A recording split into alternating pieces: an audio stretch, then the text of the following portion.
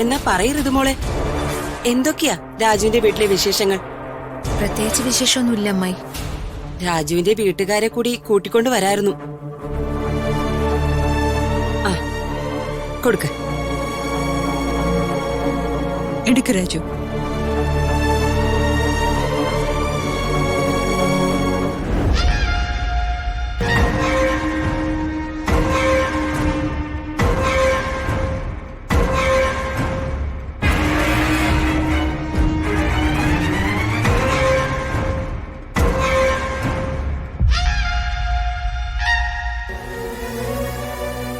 പേടിക്കണ്ട, പ്രതാപം പറഞ്ഞിട്ട് തന്നെയാ ഞാൻ നിങ്ങളെ ക്ഷണിച്ചത്.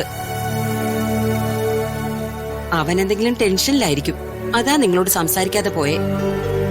രാജുവിനെ അറിയാലോ അവന്റെ പ്രകൃതം. നിങ്ങളിരിക്കെ.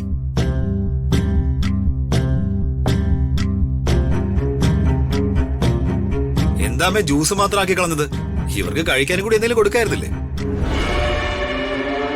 അവരിങ്ങ വന്നേലേ ഉള്ളൂ, അതിനൊക്കെ ഇനിയും സമയമുണ്ടല്ലോ, അല്ലേ ഋതുമോളെ? അയ്യോ, ഋതുമോൾ ആകെ ക്ഷീണിച്ചു പോയല്ലോ.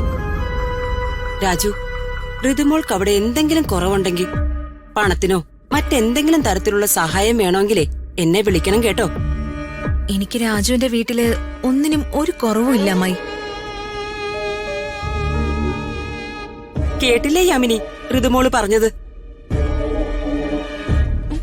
രാജുവിന്റെ ബുദ്ധി അപാരമാണ് കേട്ടോ.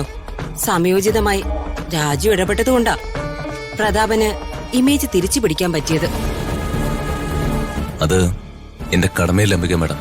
അയ്യോ, ഞാനൊരു കാര്യം മറന്നു. നിങ്ങൾ വന്നതേ എന്റെ ഫ്രണ്ട്സിനെയൊക്കെ ഒന്ന് അറിയിക്കണ്ടേ? വാ, നമുക്കേ ഒരു സെൽഫി എടുക്കാം.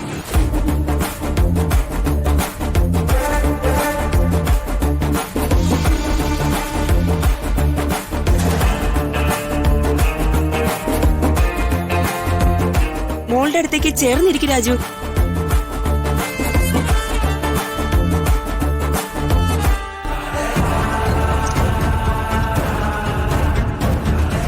ഇനി നിങ്ങൾ ചെന്നേ ഫ്രഷ് ആയിട്ട് വാ. ഗംഭീര ഡിന്നറാ ഞാൻ നിങ്ങൾക്ക് വേണ്ടി ഒരുക്കിയിരിക്കുന്നെ.